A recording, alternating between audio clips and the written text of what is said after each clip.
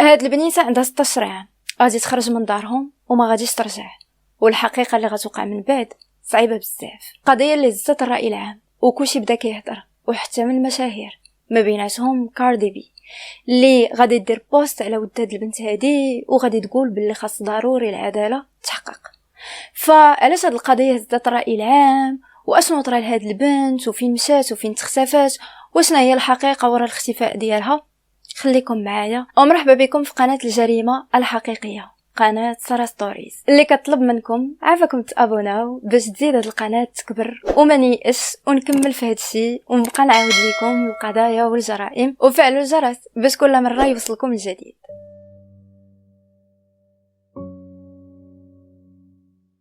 ايوا هاني جيت عاوتاني، لا تقولوا ما جيت. نتمنى انكم تكونوا بخير وعلى خير. هاد النهار هذا اللي كنصور لكم هاد لا فيديو هادي هو نهار الاثنين من مورا الفاجعه ديال الفينال ديال المغرب والسنغال.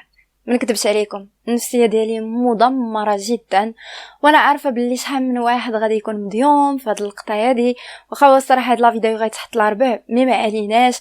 المهم عرفتكم غتكونوا دوزتوا اكفس اثنين في الحياه، ما عرفتش كيفاش داز عندكم، مي غنقول لكم لينا الله ما عنديش باش نعبر، ما فهمت وما عرفت. مهم من هذا الشيء كامل تيقوني المغرب غادي كيطلع طلعه صاروخيه، ولا عزاء للحاقدين. هادشي اللي نقدر نقول، والسلام عليكم. نبداو القضيه احسن. اليوم غادي نمشيو نحطوا الرحال في جمهوريه الدومينيكان.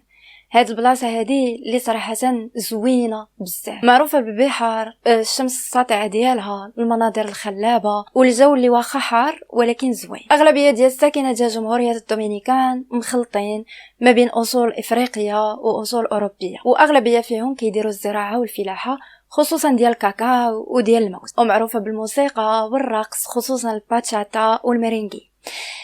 فهاد الدولة هادي بالضبط في واحد المدينة اللي سميتها سينوفي، واللي غالب عليها الطابع الفلاحي والزراعي، فين غادي تزاد البطلة ديال اليوم اللي كانت سميتها إيميلي بيغورو نهار 12 يوليوز 2001. ماماها سميتها أدالغيزا وباباها سميتو خينارو، وكانوا عندها جوج خوتها اللي كبر منها. إيميلي كانت هي آخر العنقود، وانتم عارفين باللي آخر العنقود كيكون محبوب كتر وكتر، فكلشي كان كيبغيها، كلشي كان كيتسطى عليها، وكانت هي العوينات ديال باباها.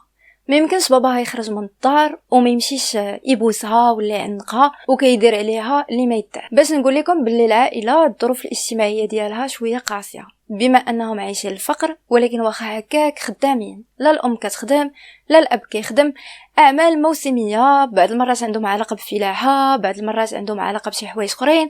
من المهم في هادشي كامل انهم كيجيبوا لقمه العيش للوليدات ديالهم.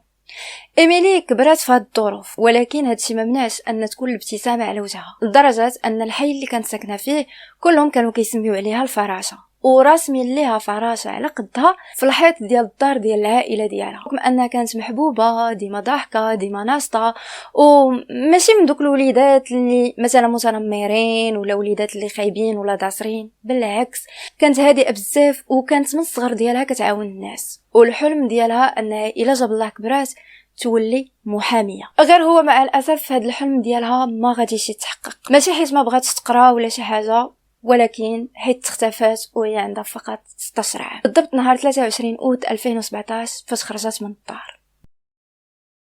دابا باش نشرح لكم اشنو وقع وتفهموا اكثر اشنو وقع، خاصني ضروري نعرفكم على واحد العائله ثانيه، العائله ديال مارتينيز.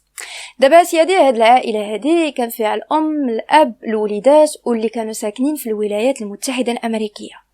عائله اللي مستقرين ماديا، ماشي غير مستقرين، تبارك الله عندهم الفلوس ولاباس عليهم. وهادشي جاي من جاي من الام والاب. علاش؟ صاب ان الام والاب فاش كانوا باقيين صغار، يعني باقي شباب، قرروا انهم يمشيو للولايات المتحده الامريكيه باش يكملوا الدراسات ديالهم، وبجوجهم غادي يديروا العلوم السياسيه وما جاوراه، وبجوجهم غادي يخدموا خدمه مزيانه، وفي نفس الوقت غيتجهوا للسياسه وغادي يوليو يبانوا في التلفازه. وغنسطروا بالاخص في القضيه ديال اليوم على الام اللي كانت سميتها مارلين مارتينيز، وغتفهموا علاش من بعد. المهم سيدي، واخا هكاك مع توالي الايام والسنوات الوالدين بجوج غادي يتفارقوا. الراجل غادي يبقى في الولايات المتحده الامريكيه، ولكن مارلين غادي تقرر تهز ولادها اللي كانوا 3 ديال الوليدات وغتزوج مع واحد الشخص اخر، وغادي يرجعوا لجمهوريه الدومينيكان، وغيسكنوا نيت في مدينه سينوفي، وبالضبط في نفس الحي اللي كانت ساكنه فيه العائله ديال اميلي. غير هما بطبيعه الحال كان عندهم واحد المسكن اللي زوين، الجرده، لا بيسين، الحاله بحال قلتوا لي بيناتهم غير واحد الشارع. من الجهه اليسرى كاينين الفيلات والديور اللي كبار، ومن الجهه اليمنى كاينين الديور اللي صغار والناس اللي على قد الحال. المهم سيدي مارلين مارتينيز غتزيد تعرف في مدينه سينوفي، بما انها غادي تولي خدامه في المطار. هي المسؤوله على التاشيره او على الفيزا الامريكان، ومن جهه اخرى كانت داخله مع واحد الحزب وكانت كتهضر في البرلمان وكدوز في التلفازه الى اخره، فتعرفت بزاف في المدينه. وبما اننا كنهضروا على واحد السيده اللي ناشطه بزاف وكتخدم بزاف وديما خارجه، فوليداتها كانوا كيبقاو في الدار. هنا غادي يجي الدور ديال العائله ديال اميلي. دابا سيدي بما ان مارلين ما عندهاش لما تخلي الدراري، فانايا تعرفات على مامات اميلي اللي كانت كتقلب على خدمه، وقالت ليها شنو بان لك تولي ناني، يعني تولي مربيه، نبقى نجيب لك الدراري ديالي مع الصباح، تكفلي بهم، ديهم المدرسه، ديري ليهم كلشي، وبطبيعه الحال غنعطيك الفلوس طيبي ليهم ونعسيهم، وانا فاش غنجيب الليل غنجي نديهم. مامات اميلي هنايا قبلات وفعلا ولات خدامه عند مارلين. هادشي اللي خلى الوليدات ديال مارلين كاملين بثلاثه توطد العلاقه ديالهم مع العائله ديال اميلي، ويوليو اصدقاء مع وليداتهم، يلعبوا معاهم الى اخره. من جهه اخرى الاب ديال اميلي غادي يولي خدام عند مارلين كحارس شخصي، يعني خدام في الطاقم ديال الحراسه ديالها، كيمشي معاها الندوات، كيمشي معاها البرلمان، كيحرص على السلامه ديالها الى اخره. من جهه اخرى اللي خاصني ضروري نقول لكم على مارلين، انها واحد الانسانه اللي واخا كانت داخله في السياسه وكانت معروفه في هذيك المدينه، غير انه بزاف ديال الناس ما كانوش كيحملوها، وخصوصا من الطبقه المتوسطه والطبقه الفقيره. علاش؟ لانها كانت واحد الانسانه متعاليه جدا، كتشوف الناس غير من الفوق، وكانت كتحتقر من الناس الفقراء، وكانت كتعدى عليهم، واي واحد خدم عندها ما كيحملهاش. وباش نقول لكم باللي بابات ايميلي ومامات ايميلي حتى هما ما كانوش كيحملوها وما كانوش كيحملوا التعامل معها، حيت ما كانت كتعامل معاهم مزيان. ولكن قبح الله الفقر، هما في ذاك الوقت كانوا محتاجين انهم يخدموا، محتاجين الفلوس. غير هو من بعد ما الوليدات ديال مارلين غادي يبداو يكبروا واحد شويه، صافي ما بقاتش محتاجه المربيه، يعني هما يقدروا يعولوا على ريوسهم. فانايا مامات ايميلي ما بقاش خدامه عندها، واوتوماتيكمون هنايا الاب ديال ايميلي حتى هو ما غيبقاش خدام عندها. بحال قلتو هو كان صابر والسلام، فاش مرتو ما بقاتش خدامه حتى هو خوا السيكتور وما بقاش خدام عندها، وحط الاستقاله ديالو حيت ما بقاش قادر على داك التعامل الشنيع اللي كانت كتعامل معاه به. ولكن ما نساوش واحد النقطه مهمه، كما قلت لكم ايميلي وخوتها كانوا معاشرين بزاف مع الوليدات ديال مارلين، وبالخصوص مارلون مارتينيز اللي هو الصغير فيهم، واللي كانت العلاقه ديالو وطيده او مقربه اكثر مع ايميلي. من الصغر ديالهم كانوا كيلعبوا بزاف، كانوا كيضحكوا بزاف، كانوا كيخرجوا بزاف.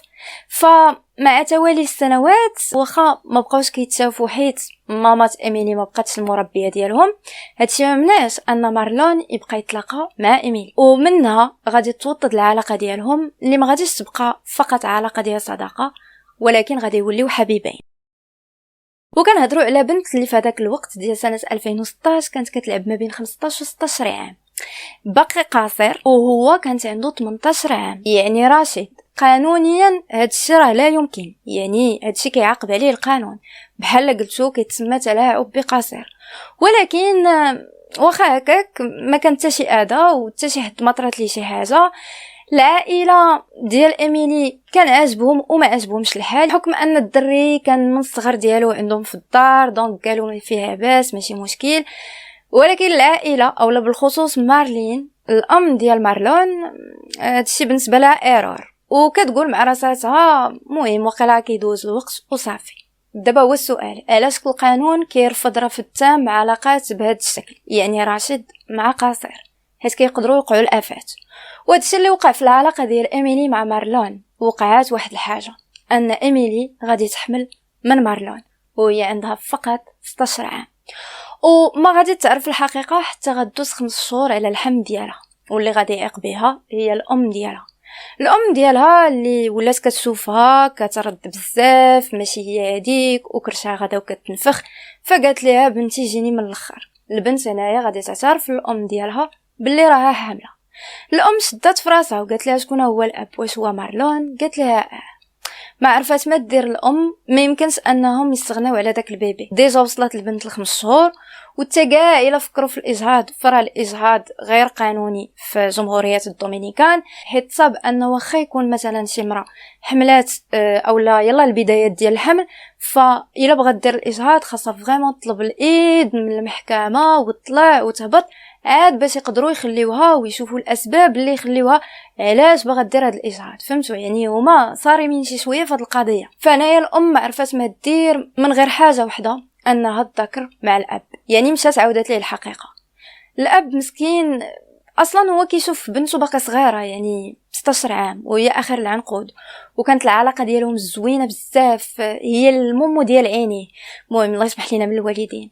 ودابا بالنسبه ليه البنت ديالو راه حامله، فكتبان ليه حاجه وحده انه يمشي لمارلون يدير فيه شي مصيبه. ولكن الام هنايا غادي تحبسو وغادي تقول ليه خاصنا نفهموا بعدا كيفاش طرا هذا الحمل وكيفاش وقع، واش القضيه فيها اعتداء او لا القضيه فيها بالتراضي. فاميلي هنايا غتقول لهم لا، انا مارلون كنبغيه وكيبغيني، والعلاقه ديالنا كانت بالتراضي، وفاش عقت براسي باللي حامله راه قلتها ليه، وهو قال لي باللي غياخذ المسؤوليه كامله وباللي هو مستعد انه يولي اب. اوكي، الاب هنايا المهم باش يصرت هاد الهضره هادي جاتو صعيبه، واخا هكاك غادي يمشي معصب للدار ديال مارلون مارتينيز. غيدق الباب، انا اللي غادي يخرج ليه هو الزوج ديال الام، غادي يقول ليه ياك لاباس ما تياك لاباس، غايقول ليه راه ربيبك ها شنو دار في الابنه ديالي، غادي يقول ليه اسبيرا بلاتي انا راه عارفه شنو كاين، حنايا راه عارفين شنو كاين، يعني عارفين باللي بنتك حامله، ما عارفينش كيفاش ندويو معاك، وتدابا ماشي مشكل اجي نتجمعوا انا وياك ومارلون ونهضروا. وفعلا بثلاثه هم غادي يجلسوا في الطبله وغيبداو يهضروا، ومارلون غيقول الاب اللي هو مستعد انه يولي اب، مستعد انه يتزوج بها، مستعد انه يدير اي حاجه. بالنسبه ليه ايميلي ماشي فقط نزوه عابره، بل بالنسبه ليه انسانه كيبغيها وكيموت عليها وبغي يكمل معاه حياته. الاب هنايا غادي يتقبل هادشي، ولكن في نفس الوقت غادي يقول لهم انا ما يمكنش نخلي بنتي انها تسكن معاكم او لا نعطيها لكم ديك الساعه. بون حنايا غنتجمعوا كاملين، غادي نتعاونوا على هذا الوضع، غادي نربيو داك البيبي ان شاء الله اللي غيجي، ولكن ايميلي ما غتخرجش من عندي من الدار. الحب ديال الاب لبنته باقي كيشوفها باقي صغيره، يعني 16 عام، كيشوفها باللي غير مسؤوله ومازال ما عندهاش الحق باش انها تولي ام. ففي عوض ما انه يزوجها الوالد وصافي يخليها تعيش معاه وداكشي، قال لهم لا، انا متقبل اي حاجه، بغيتي تعترف بولدك اعترف بولدك، ولكن بنتي غتبقى عندي في الدار. انا بالنسبه لي بنتي حتى توصل لسن الرشد وتنحس بها باللي صافي راه شربات عقلها، عاد ديك الساعات نقدر نعطيها لك. تم الاتفاق على ذلك وكل شيء كان غادي مزيان. خير هو من مورا 9 ايام على هاد الحقيقه اللي بانت، ايميلي غادي تختفى. هذاك النهار ديال 23 اوت 2017 مع 8 ديال الصباح، البنت غادي تفيق، غادي تلبس حويجاتها، غتهز ساكها وغتم خارجه مع الباب. غتلقى ليها ماماها، غتقول لها اواه بنتي مالكي مع هاد الصباح هذا فايقه وفين غادا بالسلامه؟ قالت لها ودي عندي رونديفو مع الجينيكولوج. شكون الجينيكولوج ديالك؟ سميتها اني وهالمعلومات ديالها، واخا تسناني نمشي معاك. قالت لها لا راه غيديني مارلون. قالت لها اوكي. ناضت هنايا الام مشات مع الابنه ديالها حتى قدام الدار ديال مارلون باش تاكد من الخبر. فعلا هنايا مارلون ديمار الطوموبيل وهز بنتها وقال لها حنايا راه عندنا موعد غادي نمشيو نشوفوا اشنو كاين ومن بعد راه نرجعها للدار. قالت لي واخا. رجعت السيده للدار، بدات الروتين اليومي ديالها ونفس الحاجه بالنسبه للافراد ديال العائله، كلشي غادي مزيان حتى غادي توصل ل 11 ونص ديال النهار. هنايا الاخت ديال ايميلي غادي توصل بواحد الميساج. هذا الميساج هذا من اختها، كتقول لها ودي بلي مارلون راه حطني في ستاسيون الفلانيه، راني غنمشي عند عمي، قولي هادشي لماما. البنت هنايا جاتها ايرور في دماغها. اولا لان ايميلي ما كتصيفطش الميساجات العاديه، نورمالمون كتعامل بواتساب وكتصيفط بزاف لي زوديو. ثانيا شكون عمها او شكون عمنا؟ كيفاش؟ البنت هنايا ما عرفات ما دير من غير انها ترجع للدار تمشي عند ماماها توريها هذاك الميساج.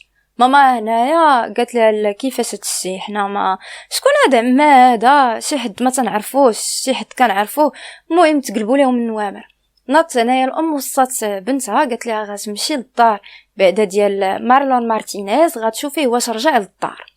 فعلا غادي تمشي البنت للدار، دق السلام عليكم، غيخرج ليها مارلون، غيقول لها شنو كاين ما شنو كاين، غتقول ليه فينا هي ايميلي، غيقول لها ودي كنا غاديين عند جانيكو، الساعه اصلا هي غلطات في الموعد دونك اضطرينا اننا نرجعوا فحالنا، ولكن فاش وصلنا حدا ستاسيون فلاني قالت لي خليني هنايا انا راه غنمشي نقضي شي اغراض عند امي، وصافي انا رجعت فحالي للدار. اوا شنو كاين زعما شنو هو المشكل؟ البنت هنايا تبلوكات، ما جاوباتو، ما هضرات معاه، رجعت نيشان عند ماماها وعاودت لها كلشي هادشي. ناضت ماما هنايا قالت بلا ما نسبقوا الاحداث غادي نمشيو لهاد الستاسيون هادي اللي دوالينا عليها نشوفوا ياك ما البنت طلعت مع شي حد، ياك ما فعلا مشات مع شي حد، اولا هاد الشخص هذا راه كيكذب علينا. فاش غيوصلوا الستاسيون هنايا غيطلبوا من العاملين اللي خدامين في الستاسيون انهم يوريوهم التسجيلات ديال الكاميرات ديال المراقبه، يشوفوا واش نيت فعلا السيد حط البنت قدام ستاسيون. ولكن من 8 ديال الصباح حتى 12 ديال النهار ايميلي ما بانت في حتى شي تسجيل، ما كايناش هاد الهضره، والهضره كامله اللي قال مارلون كذوب في كذوب.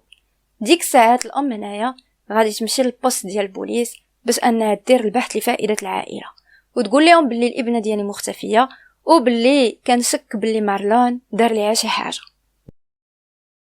البوليس خداو الاختفاء ديال ايميلي بجديه، علاش؟ لانها قاصر وزيدون حامله، واول وجهه لهم هي الدار ديال مارلون، باغيين يهضروا معاه وباغيين يعرفوا لا فيرسيون ديالو. السيد ما بدلش الاقوال ديالو نهائيا، ونفس الهضره اللي قال العائله هي اللي قال الشرطه.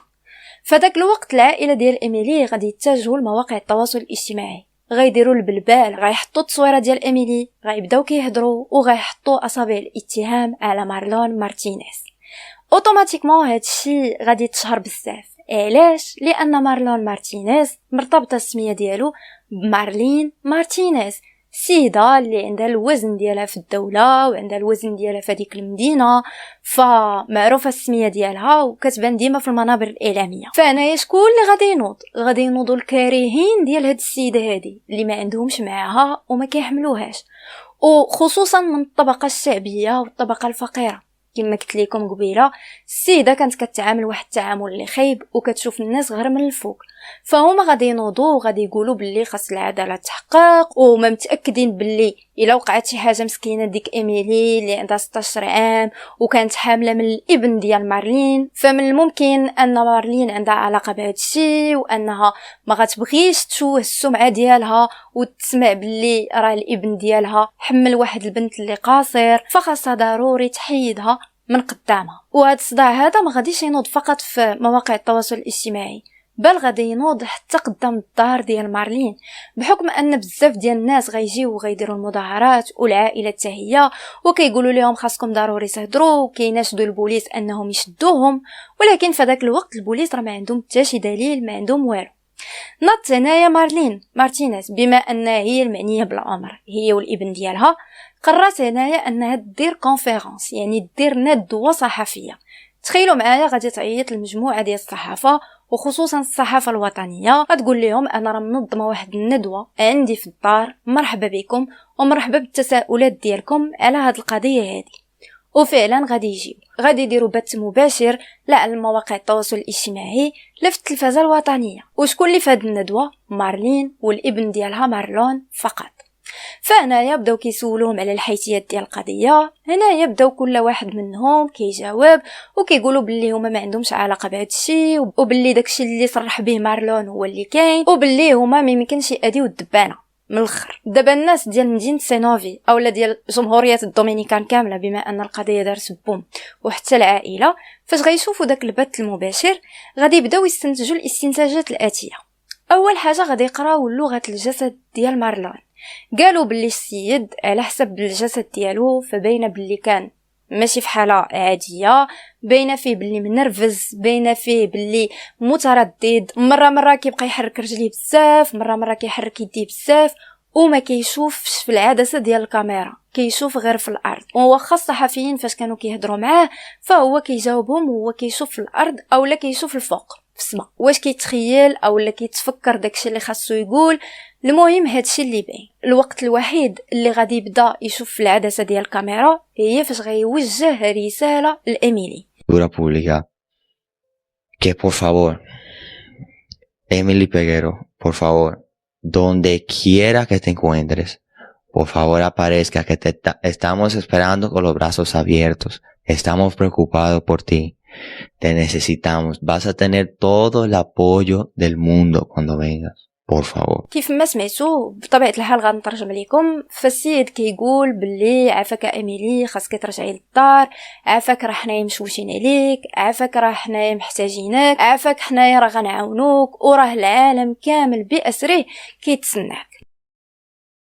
دابا اجي نشوفوا الاستنتاجات على مارلين. مارلين كانت لابسه مزيان ومقاده بحال جالسه في قبه البرلمان، وكانت مرتاحه بزاف وهي كتهضر. ولكن الا جينا نشوفوا نورمال، هي موالفه العدسات ديال الكاميرا، مولفه الصحافه، ديجا عارفه كيفاش تهضر، عارفه كيفاش تتكلم، دونك ما كانش عندها مشكل وما كانش مستريسيه.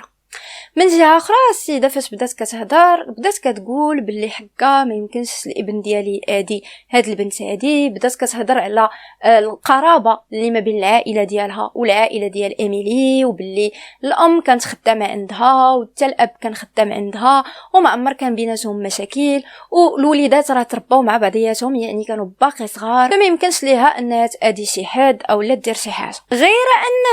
غير انه غادي تقول واحد الجمله اللي صراحه غادي تبارطاجا بزاف، اللي هي هذه: la espalda a la situación, porque ya ella era parte de nosotros, ella era la novia de mi hijo, la novia de mi hijo actual. دابا باش نترجم لكم، السيده فاش بدات كتهضر على ايميلي قالت الجمله ديال راه كانت الحبيبه ديال الابن ديالي.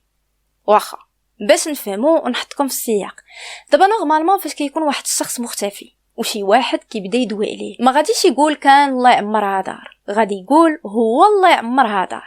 الا قال كان الله يعمرها دار فبحال عطى واحد الحكم مسبق ان داك الشخص راه ميت او لا ما بقاش في الدنيا او لا عارف اشنو طرا عليه. دونك السيده غادي تقول باللي كانت الحبيبه ديال الابن ديالي، وديك الساعات بحال قلتو غادي تراجع راسها وغتصحح وغتقول هي الحبيبه ديال الابن ديالي. فهنايا شنو غيفهموا الناس؟ غيفهموا جوج ديال الحوايج.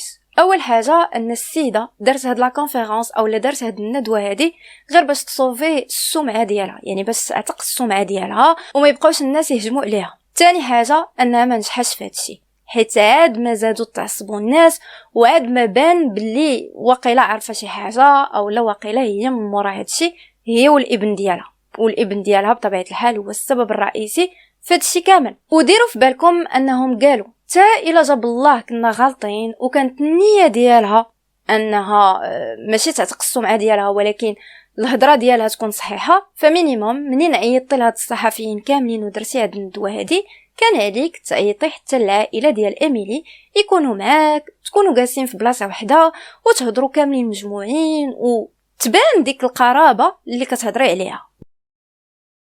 نرجعوا دابا البحث ديال البوليس راه باقي متوقف، مازال ما عندهم حتى شي بيست ومازال ما عارفينش منين يبدا. غير هو خينارو الاب ديال ايميلي غادي يدير البحث ديالو وغادي يلقى واحد الحاجه قيمه، هو ما تفهمش كيفاش لقاها وما مكتوب في حتى شي بلاصه وما مذكور في حتى شي بلاصه كيفاش لقاها، وحتى فاش داز زعما في لي زانترفيو في منابر اعلاميه ما قالش كيفاش لقاها، ولكن هو لقاها والسلام. اشنو لقى؟ غادي يلقى محادثه ما بين الابنه ديالو ومارلين مارتينيز نهار 19 اوت 2017، يعني تقريبا 3 ايام قبل من الاختفاء ديال ايميلي. وهاد المحادثه هذه كتهضر على الاجهاض. دابا مارلين صيفطت لايميلي في واتساب قالت لها زعما راه خاصك ديري الاجهاض ما ديري الاجهاض.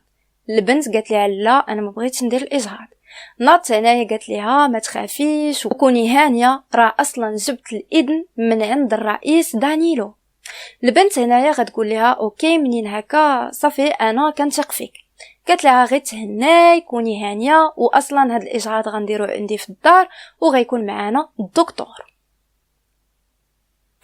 الاب هنايا البحث اللي دار او لا هاد المحادثه اللي لقى فعوض ما انه يمشي يديها البوليس شنو غيدير؟ غيلوحها في لي ريزو سوسيو في مواقع التواصل الاجتماعي. هنا هادشي غادي يدير بوم. وتخيلوا معايا ان بنادم غادي يجهل، فالسيناريو اللي غيبقى يتعاود ان هاد العائله هادي ميسوره عندهم الفلوس، ما يمكنش الابن ديال هاد العائله هادي يتزوج بواحد البنت اللي فقيره جدا. ثاني حاجه، بحكم المكانه ديال مارلين مارتينيز فما يمكنش لولدها انه يوسخ السمعه ديالها ويتسمى راه تعدى على بنت قصير وحملات منه الى اخره. دونك هنايا شنو غيديروا الناس؟ غادي يهزوا الحجر ولا فتات وغيمشيو قدام الدار ديال مارلين وغيمشيو قدام الكوميساريه. اش غنقول لكم؟ احداث الشغب من الاخر. بداو كيضربوا كيعنفوا كيقولوا لهم نتوما باغينش ديروا العداله، اما قدام الدار ديال مارلين ومارلون فكيتهددوا عليهم وكيقولوا لهم غنصفيوها عليكم الا ما اعترفتوش الا ما قلتوش فينا هي ايميلي. الزوبه عناطت الروينه. هادشي اللي غادي يخلي ان نهار 26 اوت 2017 مارلون مع الصباح بكري غادي يتجه للكوميساريه وغيسلم راسو، ماشي حيت هو مذنب، لا، هو خايف على راسو على الحياه ديالو. قال لهم ما يمكنش نبقى عايش في ديك الدار ونبقى غير كندور بجنابي، غدا ولا بعد غدا يجيو يدخلوا عليا دوك المشاغبين ويضربوني ويقتلوني في بلاصتي. اللهم عافاكم خبيوني عندكم.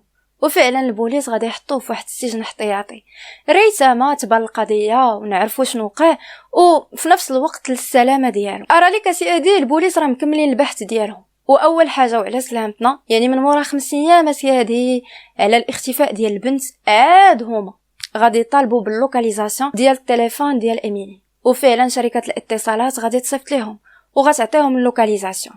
يلا تصنتوا ليا مزيان. اخر سينيال غيتلوكاليزا التليفون ديال ايميلي في واحد لابارتمون اللي جات في واحد العماره سكنيه في واحد الحي راقي في مدينه سينوفي. وسولوني وقولوا لي هذيك البارتما ديال من؟ ديال مارلين مارتينيز. فالبوليس هنايا فاش غادي يعرفوا هاد المعلومه هادي غادي يجيبوا واحد المذكره وغادي يمشيو لديك لابارتمون، غيقتحموها وغيفتشوها، غيلقاو كلشي مستف وكلشي مقاد وكلشي نقي.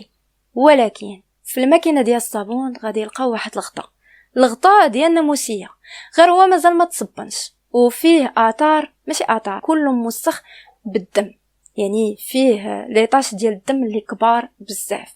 ففهموا باللي شي حاجه وقعت هنايا خايبه وباللي من المحتمل ان داك الدم يكون الدم ديال ايميل. غادي يصيفطوا داك الغطاء للخبره بطبيعه الحال، ولكن في نفس الوقت باغي نعرفوا فين هي ايميلي. ارى لك سيدي هاد المعلومه هذه بالضبط ما صيفطوها لتا شي واحد وما قالوهاش للعلن، ولكن فاش كتكون قضيه اللي هازه الراي العام وكلشي كيهضر عليها، الصحافه والمنابر الاعلاميه كيتبعوا البوليس خلسه وعندهم المصادر ديالهم. فهاد الخبر هذا ديال الغطاء وبلي مشى للخبره والدم غادي يدير بوم، حيت ديك الساعات غادي يكتبوهم في مواقع التواصل الاجتماعي. هنايا سيدي الناس غيزيدوا يتألموا، غيزيدوا ينهاروا وغيوليو كيهددوا نيشان بالقتل مارلين مارتينيز. فعافاكم هنايا مارلين شنو غدير؟ غادي تقرر انها تسلم راسها حتى هي طالبه السلامه من هاد الناس وباش ما توقع لها حتى شي حاجه، ولدرجه انها غتجيب الغاردز ديالها، يعني غتجيب داك، يعني غتجيب الحراس ديال الامن ديالها شخصيا اللي يدخلوا معها عافاكم للكوميساريه ويبقاو معها في وسط الكوميساريه باش يامنوا السلامه ديالها. من جهه اخرى الصحافه بطبيعه الحال غادي يعرفوا باللي مارلين مشات للكوميساريه، فغادي يهجموا على الكوميساريه على اساس انهم يتذاكروا معها وتعطيهم واحد التبرير. حيت ديروا في بالكم ان في هذيك الندوه الصحفيه اللي كانت دوات فيها قالت للصحافه باللي اي واحد باغي يهضر معايا او اللي باغي يتكلم معايا ولا بغى يسولني فانا ما غاديش نرد. فانايا غادي يلعبوا ليها على هذا البلان، غايقولوا لها انت قلتي لنا اصلا نجيو عندك في اي وقيته ونهضروا معاك، فدابا عافاك شرحي لنا شنو كاين. السيده غادي تقول لهم ما نقدر نقول لكم حتى شي حاجه من غير انني لست مشاركه في اي جريمه، ولكن انا راه والام تقدر دير اي حاجه على ود الابن ديالها.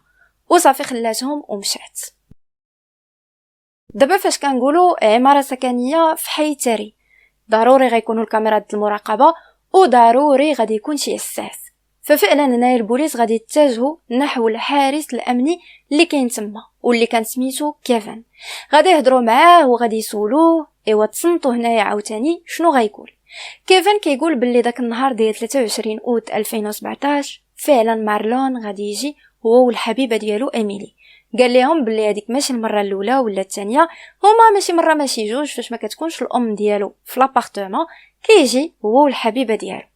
قال لهم غير هو اللي لاحظ انهم دخلوا بجوج ولكن خرج غير هو بوحده.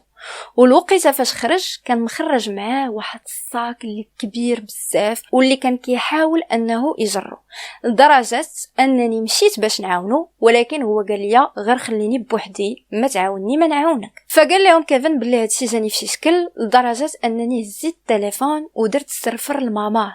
قلت له ودي راه ولدك جا مع الحبيبه ديالو ولكن دابا راه خارج ومخرج معاه واحد الخنشه وعلم الله شنو في ديك الخنشه. الام هنايا قالت ليه صافي غير تهنى انا جايه عندك دابا. وفعلا مارلين غادي تجي تقريبا من مورا واحد 30 دقيقه للعماره. الولد ديالها راه اصلا مشى ولكن هي ما غتمشي لا الابارتمون لا حتى شي حاجه، هي غادي تمشي عند كيفن الحارس باش انها تعرف شنو وقع وطلب منه يوريها تسجيلات الكاميرات المراقبه. وفعلا وراها التسجيلات وكيبان ولدها باللي خارج من العماره وجر مع ديك الميكا اللي كبيره بزاف. كيفن هنايا قال لهم باللي السيده شدات في راسها وقالت اويلي هاد الولد اشنو دار، وقالت ليه عافاك واش تقدر تخليني بوحدي واحد المده ديال 2 دقائق. وفعلا كيفن خرج من البلاصه ديال التسجيلات وخلاها بوحدها. من بعد ديك 2 دقائق السيده غادي تخرج غتقول ليه بسلامه وغاديماري الطوموبيله ديالها وغتمشي. هو غادي يرجع للبلاصه ديال التسجيلات غيقلب على التسجيل ما غيلقاهش، والبوليس حتى هما فاش بداو كيقلبوا ما غيلقاوش. دونك هنايا شنو فهموا باللي مارلين عارفه شنو كاين، تسترات على القضيه ويقدر يكون عندها علاقه وهذه غير تمثيليه. هنايا سيدي كيفن حتى هو غادي يخرج في منابر اعلاميه، ما غيخرج من الكوميساريه من مورا الاقوال ديالو الصحافه غتلح عليه وهنايا غيبدا يعاود ويهضر وعاوتاني واحد لا بروباغاند قداش ناهي ثاني في لي ريزو سوسيو، كلشي كيدوي وكلشي كيقول ها شنو قلنا. والسيناريو الاكيد ان البنت مشات باش دير اجهاض وقتلوها وصفاو عليها ويعلم الله فين داوها. البوليس هنايا غادي يضطروا انهم يحطوا جميع هاد الاقوال هادو وهاد الدلائل هادو لمارلين ومارلون. مارلين من جهتها كتقول باللي انا ما عارفه والو، انا لست مشاركه، وبطبيعه الحال دارت المحامي ديالها وكتقول لهم باللي انا ونقدر ندير اي حاجه على ود الابن ديالي. من جهه مارلون فغادي يزيروا بالطريقه ديالهم وهنايا غادي يعترف، غادي يقول لهم بالضبط نهار 30 اوت 2017 غيقول لهم باللي ايميلي راه ماتت وراه مشيت لحتها تحت واحد القنطره وعطاهم لادريس ديال ديك القنطره الى اخره. ناضوا هنايا مشاو كيقلبوا لمده 7 ديال السوايع ما لقاو حتى شي حاجه. الناس عاوتاني زادوا جهلوا بالنسبه لهم باللي السيد كيتلاعب بالشرطه وكيتلاعب بالناس وكيتلاعب بالعائله وما باغيش يقول فين حط ايميلي. غير هو نهار 31 اوت 2017 يعني الغد ليه الاخ هنايا ديال ايميلي غادي يعيطوا لي شي ناس اللي ساكنين في واحد المنطقه اللي بعيده على سينوفي تقريبا بواحد الساعه، غيقولوا ليه باللي اودي راه هاد الصباح هذا البوليس ديال هاد المنطقه لقاو واحد الجثه ما عرفتش ياك ما تكون ديال ايميلي، حيت كما قلت لكم القضيه ديال ايميلي دارت بوم، دونك يقدر هذيك الجثه اللي تلقات تكون ديال ايميلي. ناض هو عطى هاد المعلومات للشرطه. الشرطه ديال مدينه سينوفي غادي يتحركوا لهذيك المنطقه اللي كانت سميتها لاغوانا وكانت هي منطقه زراعيه محضه. ففاش غيمشيو لتما فعلا البوليس هنايا غادي يقولوا ليهم باللي لقينا واحد البنت مقتوله ومديوره في وسط واحد الباليزه والريحه ما نعاودش ليكم، يعني الجثه في واحد التحلل متقدم جدا. وعلى حسب الناس الخبره ديالهم او ديال مسرح الجريمه الاولين ديال ديك مدينه لاغوانا فغيقولوا باللي هاد البنت باقي قاصر واقيلا كيتراوح العمر ديالها ما بين 15 و 18 عام. فاش غيسمعوا البوليس ديال سينوفي هاد الهضره هادي غادي يقولوا لهم اوكي عفاكم عطاونا هاد البنت هادي حيت حنايا راكم عارفين القضيه ديال ايميلي. ففعلا غادي يمشيو باش ما كثرش عليكم هذيك راه ايميلي، وتصاب ان الدم اللي تلقى في هذاك اللقطه ديال ايميلي يعني نفس لا دي ان كيبقى هنايا. شنو غادي يقول التشريح الطبي؟ التشريح الطبي كيقول باللي الضحيه مات اثر الخنق، يعني شي حد خنقها حتى لفظات الانفاس الاخيره ديالها وتعرضت للعنف الجسدي خصوصا على مستوى الراس ديالها. من جهه اخرى فقدات الدم من التحت ديالها، ولكن الطبيب الشرعي ما قدرش يجزم واش القضيه عندها علاقه باجهاض ولا لا نظرا للتحلل المتقدم ديال الضحيه. فهنايا بقات علامه استفهام. دابا سيادي البوليس بطبيعه الحال فاش توصلوا لهذا الشيء كامل ومن مورا التشريح الطبي الجثه غادي تستلموها العائله غادي يمشيو يدفنوها. المهم ما نعاودش لكم المأساة ديالهم وكيفاش تلقاو داك الخبر، والناس كانوا حاقدين بزاف وكيقولوا ما يمكنش العداله ديالها ما تاخذش المجرى ديالها، ودرجه ان ماشي غير دوله الجمهوريه الدومينيكان اللي هضرات على هذه القضيه، فبزاف ديال الدول ومشاهير غادي يهضروا على هذه القضيه هذه. وكما قلت لكم في الاول ديال القضيه كاردي بي ما كاين شي واحد ما تعرفهاش، فتا هي غتهضر على هذه القضيه بما انها المسقط الراس ديالها هو جمهوريه الدومينيكان. ففي البوست اللي غادي تلوح اشنو تقدر دير باش تحافظ على صوره نقيه وسمعه مزيانه؟ تخلي بنت عندها 16 عام حامل ب5 شهور دير لها الاجهاض ومن بعد تقتلها وتحطها في باليزه وترميها في الخلا، وباللي ولدك اللي عنده 19 عام ما يطرى ليه والو وما يتنسب ليه حتى شي حاجه. RIP إيميلي، العداله خاصها تحقق، البلاد كامله متضامنه. دابا سيدي في هذه القضيه المتهمين الرئيسيين هي مارلين ومارلون. السؤال هو كيفاش طرا هادشي، وشكون اللي كان تما، واش كان شي طبيب واش ما كانش شي طبيب. وهنايا اللي غيدخل على الخط اولا الناس والعائله ديال إيميلي غيدخلوا اني الجينيكولوج اللي نورمالمون كانت خاصها تمشي عندها إيميلي. فقالوا يمكن هاد السيده هذه او هاد الطبيبه ديال النساء تكون عندها علاقه بهذا الشيء، وتكون هي مثلا كانت مع مارلون فاش بغاو يديروا لها الاجهاض ولا شي حاجه بحال هكا، ولكن هي تنكر نكر تام. وزياده على ذلك كانت عندها حجه غياب فتيقوها البوليس، من الناس والعائله راه ما تيقوهاش. ما عرفتش الصراحه علاش، ولكن الا جينا نشوفوا فباش دير اجهاض وعلى حسب الميساجات اللي صيفطات مارلين لإيميلي فقالت لها بلي الطبيب غادي يكون. فشكون هو الطبيب او لا واش كانت شي ممرضه ولا شي حاجه بصراحه ما عارفينش. دابا نمشيو للمحاكمه. المدعي العام كان متيقن 100% ان مارلين عندها علاقه بهذا الشيء، وكانت عارفه بلي البنت غدير الاجهاض، خصوصا انها اتفقت معها 3 ايام قبل وقالت لها غديريه في الدار ديالي بالحضور ديال الطبيب. من جهه اخرى مارلون هو اللي دا إيميلي، ومارلون كيعترف باللي هو قتل إيميلي. فالمدعي العام كيقول باللي هاد الجوج ديال الاشخاص خاصهم ياخذوا اقصى العقوبات، ومن جهه اخرى خاصهم يعترفوا لينا شكون هما الاشخاص اللي كانوا معاهم. فانايا هيئه الدفاع تعاود قصه اخرى. مارلون كيقول باللي مشيت انا وإيميلي فعلا للدار على اساس دير الاجهاض وما كان معنا حتى شي واحد. كيفاش اخويا غدير لها الاجهاض؟ فقال لهم باللي عطيتها واحد المسكن، هاد المسكن هذا كيحفز الاجهاض وما نعرف شنو. ففاش خداتو بدات كتحس براسها ماشي هي هذيك وكتألم، وقررت انايا انها تحبس هاد الشيء وطلبت مني انني نديها للسبيطار وبدات كتضرب فيا. انا ما عرفتش ما ندير وحيت كنت مخلوع. المقتل ديالها كان فقط حادث، ما عرفت كيفاش مي ضربنا عطيت هذوك الضربات في الراس وداك الشيء صافي، وبسبب داك الاجهاض اولا داك النزيف الحاد اللي خرج منها ماتت. مارلين كتقول بلي ديك المحادثه كانت مزيفه. تخيلوا معايا في كاع الجلسات ديال المحكمه غادي تجي لابسه داك الجيلي باربال، يعني داك الجيلي اللي كيحمي من الرصاصات، حيت خايفه لا شي واحد يمشي يتيري فيها ولا شي بلان بحال هكا. المهم السيده كتقول باللي هي ما كانتش عارفه باللي هذيك المحادثه مزيفه، وباللي بالعكس هي كانت قابله ان الابن ديالها يكون مع إيميلي، غير وقع مشكل، وباللي الهضره ديالو راه صحيحه ما صحيحه، وباللي هي ما عرفات داكشي اللي دار حتى عيط لها كيفن يعني داك الحارس ديال العماره. فهنايا فاش رجعت للدار تسنات مارلون سولاتو قال لها ودي راه انا لحتها تحت من واحد القنطره، وقالت لك باللي مشات هي شخصيا هزات الجثه دارتها في باليزه وهي اللي مشات داتها لاغوانا لحتها في واحد المنطقه زراعيه باش ما يوصل لها حتى شي واحد. وديك اللعبه ديال فاش يحلوا البوليس القضيه ديال هاد البنت هذه ما يعرفوش شكون هي، حيت بالنسبه لها القضيه ما غاديش دير بوم بما ان البنت فقيره، بحال زعما هاد البنت ما عندها عائله ما عندها معارف ما والو. المهم ما عنيناش. دابا اللي كيزيد يعزز هاد الفكره هادي اولا كيعزز شويه هاد الهضره هادي هما واحد 3 ديال الاشخاص. الشخص رقم 1 كانت سميتو ماريا، واللي كانت هي الخادمه او المساعده ديال البيت اللي كانت في الدار ديال مارلين. ثاني شخص هو واحد الشخص سميتو هنري، واللي كان هو الاخ ديال مارلين. ثالث شخص هو واحد الشخص سميتو سيمون واللي كان الصديق ديال مارلين. دابا هاد ثلاثه ديال الاشخاص غادي يقرروا انهم يعطيو الشهادات ديالهم في المحكمه، ولكن بالمقابل انهم ما يتسجنوش، يعني واخا يكونوا متواطئين ولكن ما يتسجنوش. وبما ان هيئه الدفاع والمدعي العام باغيين فريمون ان العداله تحقق، فقرروا انهم يقبلوا هاد النيغوسياسيون هادي. قالوا لهم اوكي.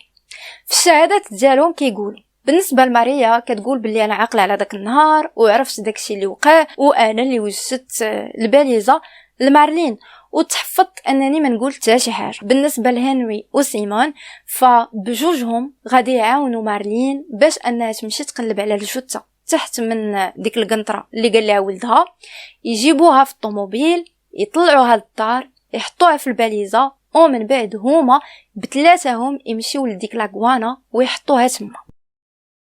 دابا هذا الفعل هذا فعل شنيع حيت كيتسمى تستر على جريمه وكيتسمى باللي شاركتي في اخفاء جثه، ولكن بما انهم داروا الحصانه فما يمكنش لهم انهم يتسجنوا نهائيا. دونك اوتوماتيكمون خلاوهم وبقاو مجهولين، يعني ما تحطوش التصاور ديالهم، ما تقالش الكنيه ديالهم، مخافه من اشنو غيوقع، حيت ديجا اصلا بنادم كان معصب وكان باغي ان العداله تحقق وشوفوا اشنو داروا لمارلين ومارلون، فما بالك هاد الاشخاص هادو. فهنايا اللي غيتحاكموا فقط في هذه المحاكمه هذه هي مارلين ومارلون. وديروا في بالكم ان المحكمه خدت بعين الاعتبار الطب الشرعي او لا تقرير ديال الطب الشرعي الذي لا يتماشى مع الاقوال ديال مارلون. فالتقرير كما قلت لكم السبب ديال الموت هو الخنق، يعني السيد خنقها. عاد ما نساوش العنف الجسدي وخصوصا على مستوى الراس.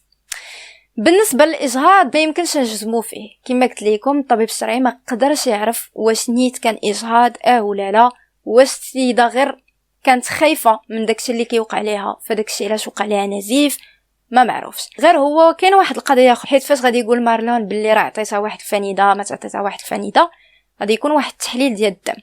هذاك التحليل ديال الدم بين ان البنت ما خدات حتى شي مسكن وما خدات والو، يعني كاين احتماليه ان ما كان لا اجهاض لا والو. فهنا يا سيداتي وسادتي بالنسبه لهيئه المحكمه مارلون مذنب وكذاب ما غنتيقوش، حكموا عليها سيادي بالتهمه ديال القتل العمد، العنف ضد قاصر واخفاء جثه، وعطاو 30 سنه ديال السجن. اما فيما يخص الام ديالو فما غاديش تتهم بالقتل، ما غتتهم بحتى شي حاجه من غير انها غادي تتهم بالاخفاء ديال الجثه ومساعده الابن ديالها باش يهرب من العداله، يعني بحال قلتو تسترات عليه. وتخيلوا معايا شحال يحكموا عليها. يلا غير تكهنات مثلا كتبوا لي دابا في الكومونتير في نظركم شحال مثلا غيحكموا عليها. يحكموا عليها ب5 سنين فقط.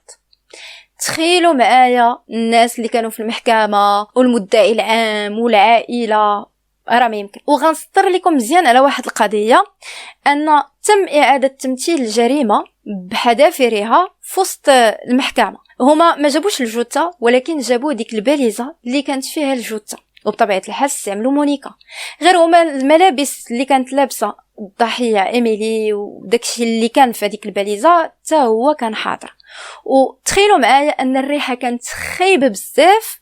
قرروا ان الهيئه ديال المحكمه والناس كاملين اللي في المحكمه واللي في الجلسه انهم يخرجوا للزنقه يديروا الاعاده ديال التمثيل بحضور الصحافه وبحضور كلشي. وعافاكم كلشي كيشوف هذا الشيء وكلشي كيسمع وكيشوفوا في مارلين ومارلون اللي متهمين بهذا الشيء.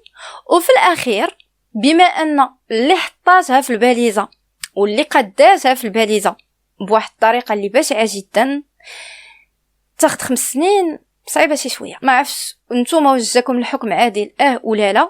كتبوا لي في لي كومونتير شنو بان لكم. ودابا انا ساليت القضيه ديال اليوم، كنبغيكم بزاف، نقول لكم بسلامه وحتى القضيه جديده.